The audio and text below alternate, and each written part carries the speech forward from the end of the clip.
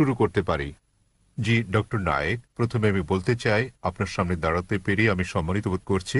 Piece টিভিতে আপনার অনুষ্ঠান অনেক দেখেছি এবং আমি মনে করি আপনার প্রকৃতপক্ষে নাম আপনি জানতে মহান। পারি? তাই আমার নাম মহেশ ওরসেকার এবং আমি মুম্বাই বিশ্ববিদ্যালয়ের দর্শন বিভাগে পিএইচডির ছাত্র। আমার প্রশ্নটি কিছুটা টেকনিক্যাল। আমি জানতে চাই ইসলাম ধর্মে আত্মার ধারণাটি কি। আপনি জানেন ভারতীয় দর্শনে আত্মা ও মনকে আলাদা ধরা হয়েছে, অথচ পাশ্চাত্য দর্শনে আত্মা ও মনকে অভিন্ন বিবেচনা করা হয়। তাই আমার প্রথম প্রশ্ন হচ্ছে ইসলামে আত্মার ধারণাটি কি, এবং দ্বিতীয় প্রশ্নটি হচ্ছে দেহের সঙ্গে আত্মার সম্পর্ক কি। আপনার জানা মতে মৃত্যুর পর আত্মা দেহ ত্যাগ করে কিনা, এবং আপনার জানা এই জাতীয় অন্যান্য তথ্য। তাহলে এটি একটি দুই অংশ বিশিষ্ট প্রশ্ন। আত্মার ধারণাটি কি, দেহের সঙ্গে আত্মার সম্পর্ক, এবং মৃত্যুর পর আত্মার কি হয়। ধন্যবাদ। ভাই মহেশ প্রশ্ন করলেন যে আত্মার ধারণাটি কি ইসলামে এবং সম্পর্কটা কি আত্মা ও মানব দেহের মধ্যে, এবং মৃত্যুর পর আত্মার কি হবে, এটাই মূল প্রশ্ন। ঠিক তাই। যতদূর পর্যন্ত আত্মার সংশ্লিষ্টতা রয়েছে তাতে আত্মা হচ্ছে মানব দেহের নির্যাস।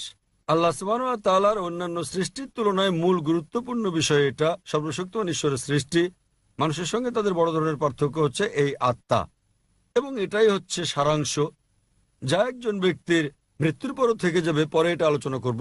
বিজ্ঞানের যতটুকু সংশ্লিষ্টতা রয়েছে তাতে বিজ্ঞান আত্মা নিয়ে কথা বলে না। এখনো বিজ্ঞান সে পর্যায়ে পৌঁছেনি যে পর্যায়ে পৌঁছলে আত্মার অন্তঃসার রহস্য উদ্ঘাটন করা যায়।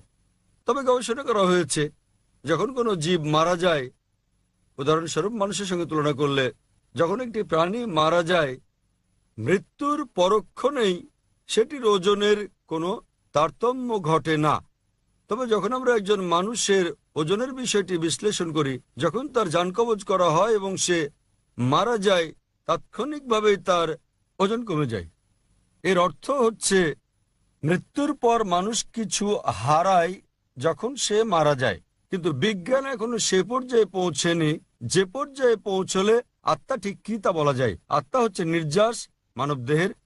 পবিত্র কোরআনের সূরা আলে ইমরান অধ্যায় নম্বর 3 আয়াত নম্বর 185-তে আল্লাহ তাআলা বলেন, কুল্লু নাফসিন যায়কাতুল মউত, প্রত্যেক আত্মাকে মৃত্যু স্বাদ গ্রহণ করতে হবে। এই আয়াতে ইহকাল হচ্ছে পরকালের জন্য পরীক্ষা। কোরআনে আল্লাহ বলেন সূরা মুলক অধ্যায় নম্বর 67 আয়াত নম্বর 2, আল্লাযী খালাকাল মাউতা ওয়াল হায়াতা, অর্থাৎ আল্লাহ জীবন ও মৃত্যুকে সৃষ্টি করেছেন তোমাদের মধ্যে কর্মে কে উত্তম তা জানতে।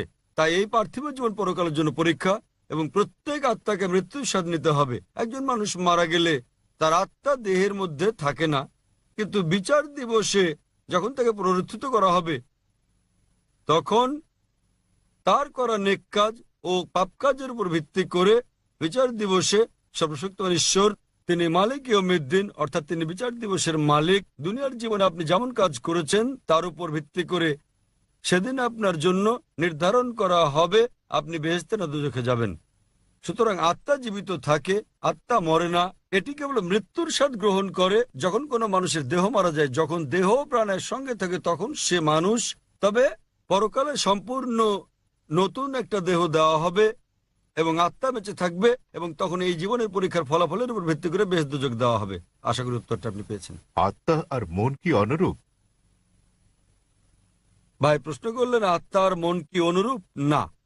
আবার বলছি, মন হচ্ছে ভাবগত। যদি আমি আপনাকে প্রশ্ন করি আপনার মন কোথায়, আপনারা জানেন তখন লোকেরা বলবে মনের অবস্থান মস্তিষ্কে। সুতরাং এটা একটা গুণবাচক শব্দ।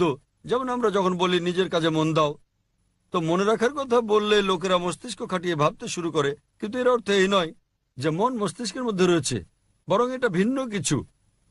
তাহলে আবারও প্রমাণিত হলো যে মন একটা গুণবাচক শব্দ। আমি জানি না মনকে কোথাও স্থাপন করা হয়েছে কিনা। যখন আমরা মন সম্পর্কে কথা বলি সাধারণত মস্তিষ্ক সম্পর্কে ভাবি, কিন্তু সেটা একটা গুণবাচক শব্দ। আশা করি উত্তরটা পেয়েছেন।